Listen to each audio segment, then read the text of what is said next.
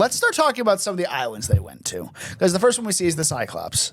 And that was really cool. That was well done. Mix of practical and, you know, forced perspective shots and everything. It worked really well. It made you believe the Cyclops was there. Yeah. Do you know who played the Cyclops? It's the guy who did Tars in Interstellar. That was somebody I knew. I don't know. I don't know his name. Tars. It's not Alan Tudyk. Yeah, the other guy who plays all the robots. It's not Doug Jones. Oh, God, Doug Jones. You know if Guillermo del Toro did this, Doug Jones would be the Cyclops. Yeah. Okay, so yeah, that was cool. It was fine. They were all running off the island, and every single one of these. Then Circe. I want to talk about that one. Yeah, Circe was like... That was a great scene. Yeah, I was like... It's like a little bit of horror. Yeah. The score really kind of opened it up for me when I was like, oh, it's a horror. It's a horror. All right, back to Circe. Which is, what's her name? Alpha? Samantha Morton. Yeah, Samantha Morton, Alpha from The Walking Dead, and I want to say Minority Report. Yeah, but she plays this witch who just turns these men into the pigs that they are. You know, it's a good metaphor. It's kind of bringing, you know, modern day sensibilities into it. Sure. And then when that wasn't part of. I thought that was part of it. I thought it was part of the original. I'm sure it is. I don't know. I've never read the Odyssey. So I don't know. I know nothing about it. It rings a bell vaguely. Okay. So yeah, it was well done, and then her portrayal of it, and the way she's just molding these guys, and then there's the part about her sister being the crow, and we get along better this way. He's like, "What? All right, back into your disguises." That makes me think though, because there's a book called Circe. I never actually read it. I didn't even know anything, but that's probably the story from her perspective. Probably. So now I gotta read it. No, you're not. I'll ask Sydney. She's read it. There you go. You'll get the full recap. I don't know. What else did you think of that scene? Like, is there anything that really else stood out? Body horror. I guess that's like a shot that like really stood out. Like them like I can't stop eating. Yeah. Yeah. Get me over to this table. I just. If we're talking in, like, I understand the source material is a 5,000-year-old poem. Like, it added nothing of substance to the story. No. Nobody died. No, but it's like some weird shit. It's a movie full of side quests. That's what I put in my letterbox review. It's a movie full of side quests and trying to find your way home. I get that that's the material. Yeah. But, like, if you're already making changes, why not make this change? You know, I think you could have cut out that, because like he just says, can you please turn him back into humans? And then she does. Yeah. Well, he's holding the bird by the neck, about to kill it. Yeah. So like he's just like, we just want to go home. I'm gonna kill your sister if you don't do this. Yeah. Says, okay.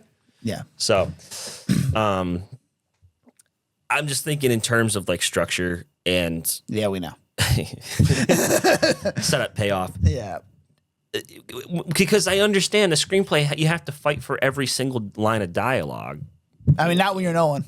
Not when you're Nolan. I mean, that's why the movie's 252.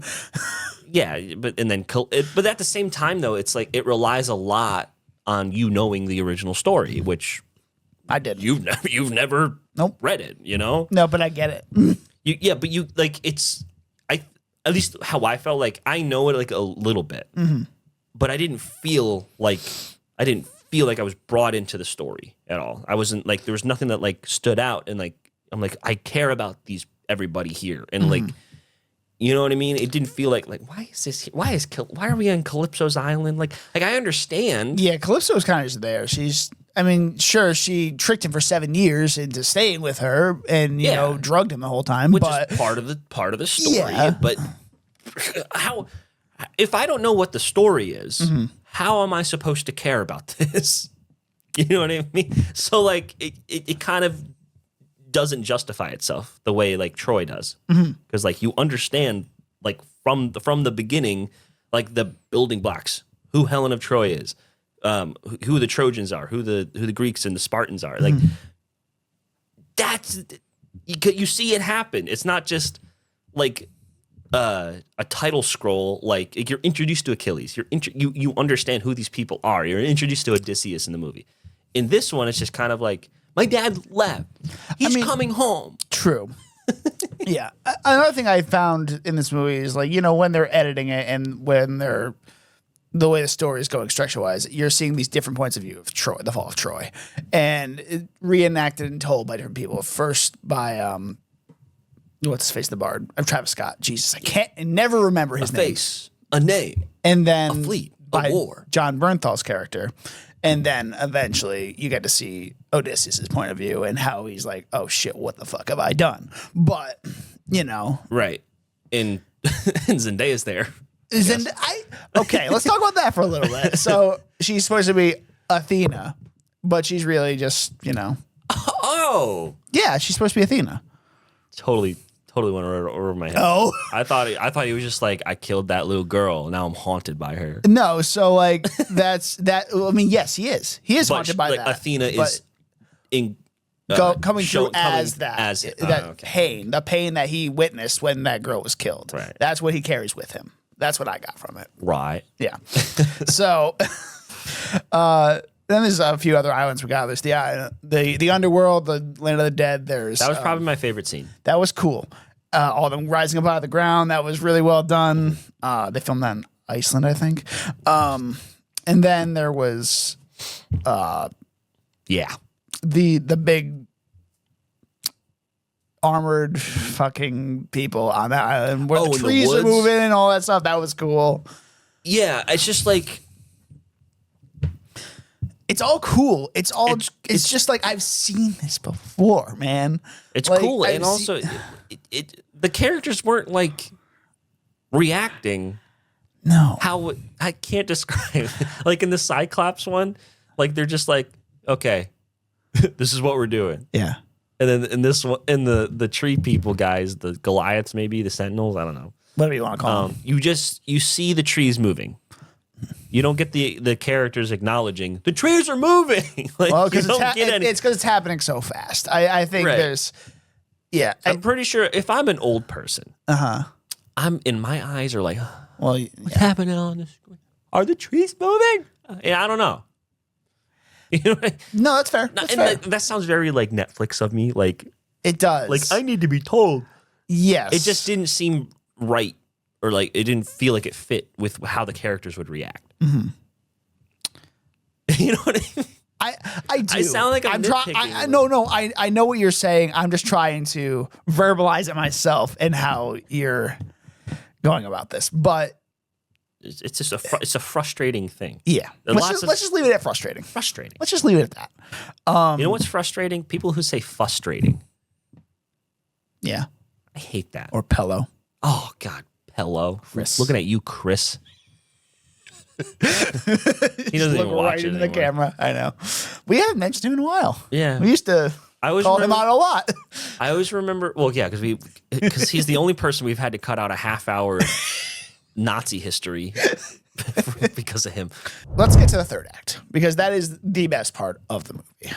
And yeah, where the characters actually interact. So Odysseus gets on the piece of wood from Calypso's island and gets bathed by Poseidon and ends up back on Ithaca. So he's there, and he speaks with John Leguizamo's character, and he's like, oh, they're gonna kill Odysseus' son, yada yada yada, and then he goes and saves him. He's kind of portraying himself as a beggar. So right. Then when he sees the dog he's like, oh my God, the dog that I rescued after the other one was thrown off a cliff. Dude, they just threw that dog right off the cliff. I was like, oh my God. Yeah, they did not give a shit. I was like, oh my God. Like, wait, no, not that one. Why not that one? What about that one? But yeah, the dog recognizes him, and that's when Tom Holland recognizes him, and it's a really good scene. It's a really well done scene, and then he goes full John Wick. Yeah, that was fucking wild, dude. Like they were hyping up like the whole movie, like, you know, that Odysseus is his return, and I thought it was gonna happen like 5 different times. So the buildup was really well done in that scene to the bow and everything. I was like, oh man, this is gonna be awesome. And it was a really well done fight scene. And the payoff was worth it, I'd say. It makes me want to like figure out how to string a bow. Just to see how hard it is, because they portray it like it's the most hard thing ever in the world. Well, that bow especially, apparently. So I don't understand. It's made out of like fucking cherry wood or some shit. I don't know. But it's a great payoff to a really long story, and I'd say I wouldn't say it puts the full movie together, because there are just like some like, all right, why are we doing this? Why is this scene here?